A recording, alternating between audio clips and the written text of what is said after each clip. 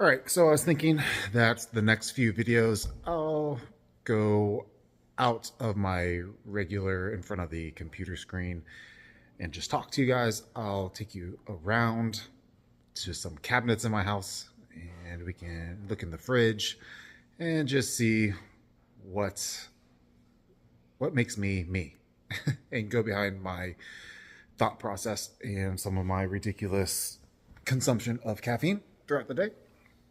So, yeah, today I think I'll just go through the supplement cabinet, and then the next video will be pre-workout cabinet and intra-workout, and then we can go through food pantry. Sorry, just see what I eat, what my kids eat, what everyone in the house eats, what I buy in the grocery store. And I'll show you what's in the fridge, and yeah, I'll show you just kind of like the things that I eat and suggest people to try to avoid or try to purchase and give you guys some tips that way. So I do things in moderation and also extremes. So figure that one out. All right, so we're going to start off with the supplements, and this is my supplement shelf. Up here, this is all extra stuff. This is because I work with anti-nutrition, and this mess, this is the wife's. But just to let you know, I do separate mine out every single day. I don't do a whole Monday through Friday. This is the morning, this is post-workout or afternoon, and then this is the nighttime. So I'm not a big fan of the Monday through Friday type of separation. So I'd like to do it day by day, because sometimes it changes and it's based on what my day was like for eating, stress levels, sleep quality. There's a lot of different factors that come into it, and it's not overly difficult. Like, you don't have to make it super stressful on yourself when you get into a habit, because I'm very consistent and persistent at taking these. But my main purpose of all of this is to control oxidative species, so the ROS, and help reducing glycation and maintain a healthy blood sugar level so it's not chronically high, maintain healthy insulin sensitivity. So I'm having these supplements on top of testosterone, it's like a hormone replacement therapy, and also peptides. So all the negative effects, side effects, adverse effects that people are having from peptides, I don't have. And if I do, I tell you guys about them. But I'm figuring everything out as we increase doses on some of these peptides. And again, man, this is just what I do to stay healthy. And I know that these pills look like a freaking meal, and we'll go through it pill bottle by pill bottle, and I'll tell you why I use them. So again, I do use retatrutide. I use 1 milligram every week. So every 7 days, I'll do 1 milligram. And yes, that is a nutrition partitioning. I'm using it for the purpose of controlling blood glucose and controlling addictive behavior is really my biggest concern, which has worked miracles. And I don't have any negative adverse effects, side effects from it. I don't have anhedonia. I don't have any skin issues. I don't have any digestive issues. I can still get all my meals in. I still have all my energy. I'm not losing muscle. My bone density is great. So again, retatrutide I love, or retatrutide, whatever you want to call it. Love it. And I'm also taking mots-c. Well, today was my last dose of mots-c, so I will be starting 5-amino-1-MQ. And then I take melanotan too, because again, I am way darker than I used to be. I used to be Casper. And then I take growth hormone 2 I use before bed. And that's it for me right now. As far as what's in the fridge. So, and then we'll go through the other peptides that I have here in the cabinet. But first off, Dihydroberberine, NutriCost off of Amazon. Glucovantage, you want trademark ingredients. I take that with my meals with carbohydrates. It's pretty much almost every meal. And I don't have any bloating issues from my meals. I feel like even with mots-c, retatrutide, and any other peptide that I take, I just feel like the dihydroberberine does a really good job with nutrition partitioning, really helping my body be able to absorb the nutrition without having any type of like afternoon slumps or drop of energy because of the carbohydrates. So I don't have these really, really high peaks. And chromium picolinate, I just take this one post-workout, 1,000 micrograms. Again, controlling blood sugar and trying to not be deficient in it. Sometimes some deficiencies causes like muscle weakness, muscle spasms, and I am trying to avoid that as much as possible. Next, vitamin E, tocotrienols specifically, and give that a huge advantage to your immune system, especially whenever you are on these peptides or hormone therapy, because again, I believe that controlling ROS is going to be the better way to stay healthy and not get sick. Again, I haven't been sick since like 2018, 19, something like that. Nothing. Even with my kids and everybody else getting sick and all the hands I shake and such, I am just not feeling sick, man. Even though I wake up early, I work out like 2 to 3 times a day. I don't know, it just keeps going. And this stack is what I believe is the reason why. Right now, I'm using benfotiamine. I got like one more serving of this, but I was just trying it out, testing out, see how well it would stack alongside with these other glucose disposal agents that I'm using. And I don't really notice the difference, so I'm not going to buy another bottle, but I did a run with it, and I didn't notice anything different as far as like in my workouts performance or cognitive function. Melatonin, man, melatonin 20 milligrams, NutriCost off Amazon. That one will vary day by day. Sometimes I'll do 20 milligrams at night. Sometimes I'll do 40. Sometimes I'll do 60, go up to 100. I don't feel groggy afterwards. It really just depends on like how many hours of sleep can I get? Because I don't want to possibly be groggy waking up, because sometimes melatonin can have that happen. But it's such a great antioxidant, and it's touted to be even better than glutathione. Now, in oral glutathione, like liposomal glutathione, I'm not sure how it compares to injectable glutathione, but I prefer not to inject more than I have to, so I'll take the melatonin and still get the benefits of the anti-inflammatory effects, boosting the growth hormone, controlling oxidative stress, just a really good antioxidant. Next, we got our lipoic acid, NutriCost, 100 milligrams. Again, just more along the sides of nutrition partitioning. Also helps with reducing glycation, helps with nerve health, and I prefer our lipoic acid versus alpha lipoic acid just because it is an isomer, and it's the bioavailable form that our body naturally creates. But you can do alpha lipoic acid. I would just go up higher. So I use 200 milligrams, so 2 capsules of these whenever I need to use them, which will be around post-workout meal, and at night before bed, I'll use it with my last meal. And I wake up way drier, and I don't have any drops in blood sugar as I'm going to sleep. I used to have that a lot, and with this little concoction that I haven't had any of that, so I'm not like profusely sweating at night. And I believe alpha lipoic acid or R lipoic acid is one of the main drivers for that. So since I put that in, I haven't had any issues, and I've been getting up less to go use the restroom at night. So that is good. Keeps me a little bit deeper restful sleep, and I feel more recovered, right? And my pumps are getting better in the gym as well.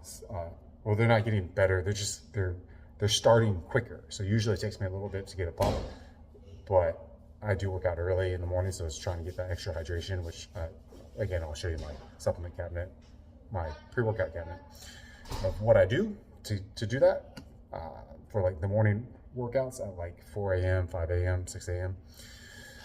So that's one of my staples: alpha lipoic acid, or R lipoic acid, 200 milligrams, is what I would prefer. And then alpha lipoic acid, I mean, I would go up toward 1,200 milligrams when you're going to use it. Dandelion, so use this just to make sure that I do get some of the water off, and I'll use that at night before I go to bed. So again, it's not affecting me waking up to go pee. I do this also because I intake like 10 grams of extra sodium throughout the day from hydration packets or extra salt that I'm throwing in my drinks. And it's also good for detoxification pathways. Jeez. And again, controlling organ health, TNF, cytokines, I mean, you name it, man. I mean, I think I've gone through it on all my other videos. It's really, again, longevity, if you want to call it, but like controlling glycation. Vitamin C, just get the cheap stuff, man. Vitamin C, I really like it. It controls histamine. It also helps with the iron uptake as well. I don't eat a lot of red meat, so also helps with collagen production. So you can have the amino acids from collagen, but without the vitamin C, it's kind of useless because you need it to be able to form the structure. So helps with the diuretic process as well, so diuresis, and helps with your GI movement, so getting rid of constipation and making sure that your bowels are moving. Same thing with dandelion. Dandelion does the same thing, helps stimulate bowel movement.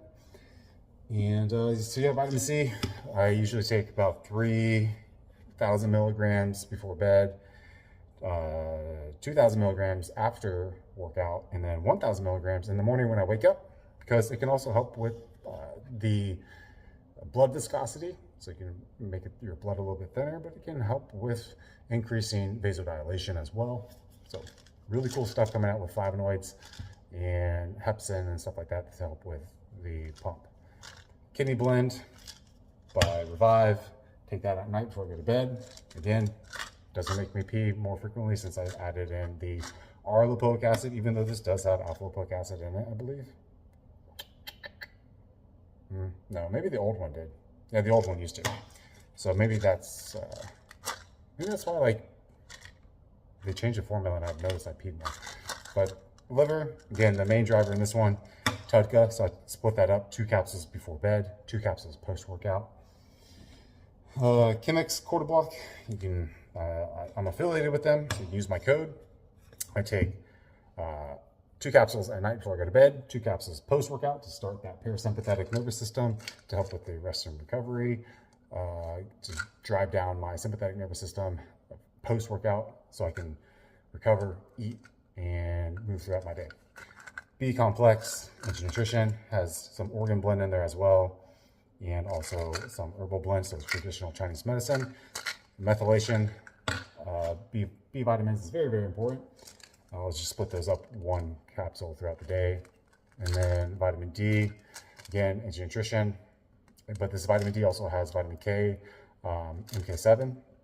So 5,000 IUs, and I'll take 1 of those post-workout as well. I try not to take it at night before I go to bed because they say that it may interrupt sleep, and I've switched it, and just as long as you have it with a meal because it's fat soluble, should do really well. The blood sugar support by Ancient Nutrition, multivitamin, ashwagandha in here, and Ceylon cinnamon. And again, all the ingredients in here are whole food based. They are fermented, they are methylated, and use this in the morning. Active peptides, this is the magnesium blend. So it has 4 different types of magnesium. Liposomal magnesium oxide, also has chelated forms of magnesium, bisglycinate magnesium, and magnesium citrate, and has the ashwagandha in here as well. So they use KSM 66, we use KSM 66, but the peptide products that are coming out with Ancient Nutrition, night and day difference. And this magnesium is really, really good. I intake 10 milligrams per kilogram throughout the day. So I'm at like 1,000 milligrams per day, and I split it up. So I do a serving of this is 3 capsules. So I do 3 capsules, 3 capsules, 3 capsules. And 2 of those servings are always going to be post-workout and before going to bed. Again, increasing parasympathetic nervous system, helping with all other factors of moving we're transporting nutrition and other cofactors that are involved with enzymatic processes. That's what magnesium's there for, to balance all that out. Another multivitamin. Yeah, I know. Methylated, whole food, source, fermented ingredients. And I will use this one in my post-workout. And then also has a traditional Chinese medicine blend as well. Focus brain. So this is going to be the blend of different type of like bacopa and lion's mane. So you have a lot of mushrooms. I'll take this one in the morning, 3 capsules in the morning. I also have a multi-mushroom. So again, more mushrooms, the fruiting body in here, fermented, really great. And it is regenerative, organic certified. That's, again, there's no impurities in them, which is really, really great. The multi-mushroom I'll also add in the morning as well, because cordyceps is really great for endurance and can help with VO2 output and EPOC. Lion's mane. So I'll do another 2 capsules of these, and I will put that in my post-workout just to get some mental clarity. And I don't want to put it before going to bed, just because I've done it once before and I wasn't able to shut my mind off. So I prefer not to take it at night. And also, I've been taking it for a very long time. Guess what? I still have my hair, all my hair. And yes, I've taken Masteron. I've taken all these other DHT compounds. I take creatine. It does not cause hair loss. There's a lot of fake news out there. And then I'm taking the Ancient Nutrition Multi-Collagen Advanced Muscle. So it just has the globe, what is it? The Indian globe thistle in here, my mango bark extract, again, more ashwagandha. And it also has the blend of different organs. I'm a big believer in organs. And then I am out of my organ blend, so I have to get some more of that. But again, organs, I take them as long as they are coming from a respectable source, which Ancient Nutrition is. They test everything, so there's no impurities. I prefer that to take because like tissue helps like tissue. And it's, to me, it's very, very similar effect when you take the supplements, the supplemental organs, when you take them consistently and persistently. It seems to have an effect the same way that you would get from a bioregulator. So the bioregulators, unfortunately, you usually have to get from like a healthcare practitioner group or something. So sometimes they can be a little bit on the pricey side. And this way, I just find it a little bit more affordable. So I'm going to go ahead and put all those up. So that's the stock right there. And then we will go through here and show you what I also take. So in here, I have, I have Novadex. I'm not really using it right now. I will possibly in the future. I just have some on hand just because, you know, it's what we like to do. We like to have things on hand. Got testosterone here. So testosterone cypionate. That's what I have, 200 milligrams per ml. And that one I do daily injections. So just to control any type of aromatization, because I don't produce estrogen very well, and I don't want to also have, like, I want more estrogen, but I've done it before to where I inject once a week or twice a week with testosterone, and it seems to have some sort of weird adverse effect as far as my mood and also my joints. And I've had blood work done with the estrogens.